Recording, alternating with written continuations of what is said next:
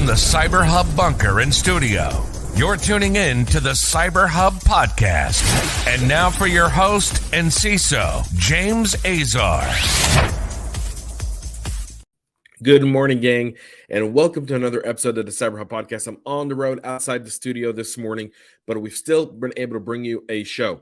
I don't have my traditional coffee cup espresso here, so I do apologize. We'll be doing a coffee cup cheers. I'll be with that one yet again because I have yet to find a hotel that has one of those when I travel to some of these different destinations across the country. So with that being said, we're live on Facebook, LinkedIn, YouTube, Twitter, and Twitch and Rumble. So good morning, everyone tuning in. Thank you all for being part of the show this morning. We've got a packed one, so let's get right into this morning's show. Again, if you're having a cup of coffee or whatever you're drinking this morning to power you through the day, coffee cup cheers, y'all. And let's get the show going with VMware now, talking about a live exploit of its recently patched security vulnerability there by the folks over at VMware, who are saying that a critical level bulletin with a blunt warning to businesses running the network monitoring software.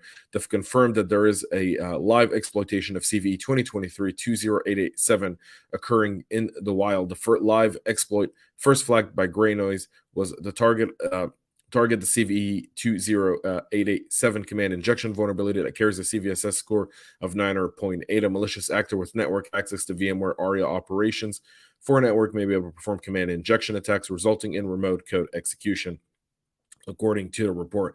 So you want to make sure if you haven't patched it or if you're still waiting on deploying the patch, you want to get that patched ASAP. That's a live exploit, y'all.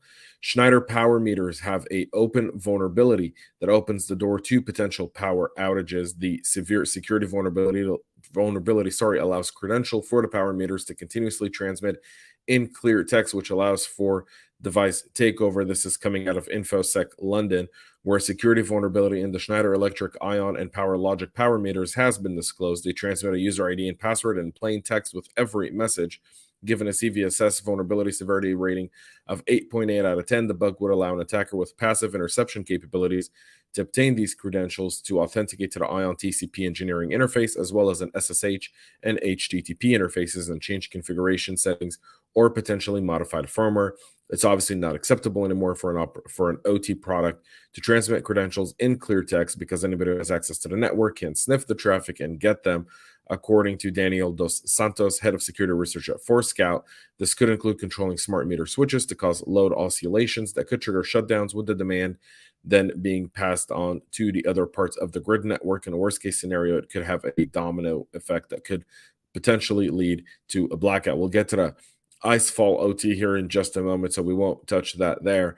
So still security by design missing on the OT side here. One of those talks from London.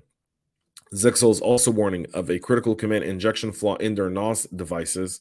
Zyxel is now warning that its network-attached storage devices users to update the firmware to fix a critical severity command injection vulnerability. It's been assigned CVE 2023-2799902. It's a pre-authentication command injection problem that could allow an unauthenticated attacker to execute OS commands by sending specially crafted HTTP requests. The flaw was discovered by Andrzej Zucic of NCSCFI and Maxim Solov, who both received which was given a CVSS score of 9.8, rating it critical.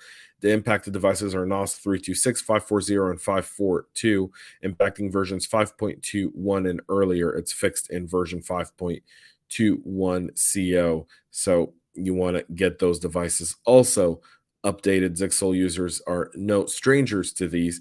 Last month, firewalls and VPN products came under massive attack waves from the Mirai botnet and potentially targeted by more selective and sophisticated threat actors. So you want to make sure you get your Zyxel devices up and running. Researchers at a security startup Desktop have discovered a major misconfiguration in the Microsoft Azure AD OAuth application. warned any businesses using the login by Microsoft could be exposed to full account takeover exploits.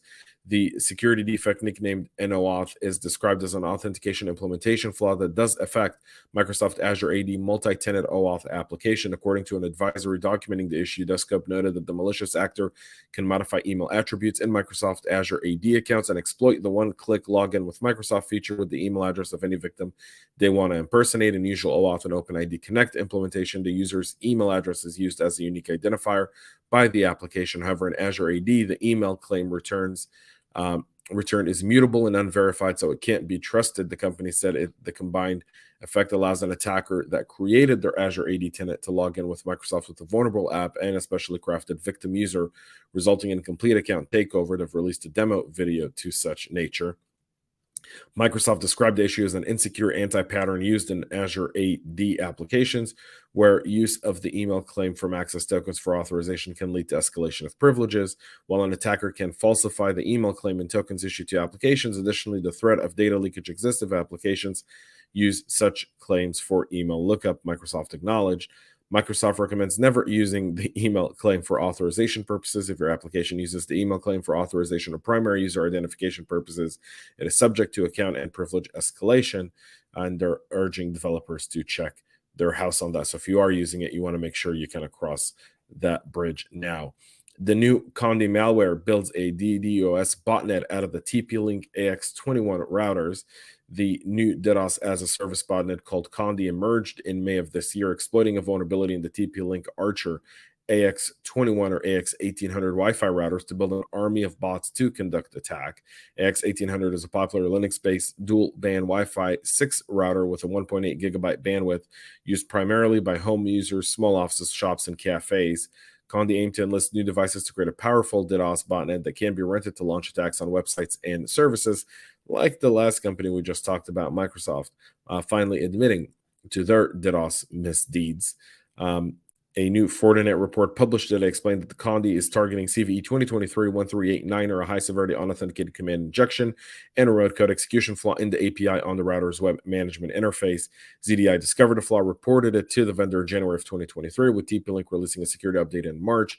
However, not many people understand how to update their routers, and as such, the exploit is still active and live, and Condi is building a DDoS army out of it.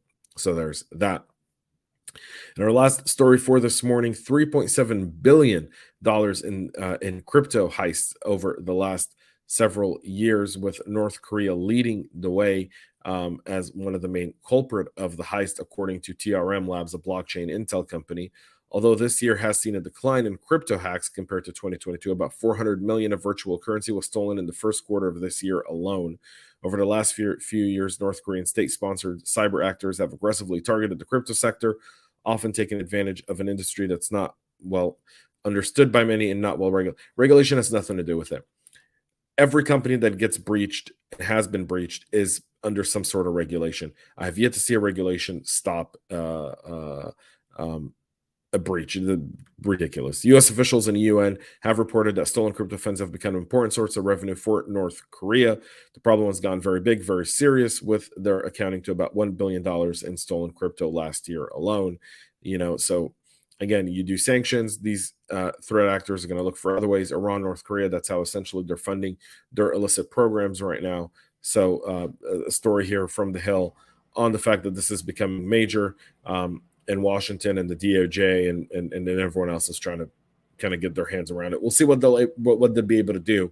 I'm not optimistic though, because again, crypto actors don't really respond to that. So, and little regulation, not that regulation would stop these heists, but nonetheless, there's that. That's it for our show this morning. Short, sweet, to the point, y'all.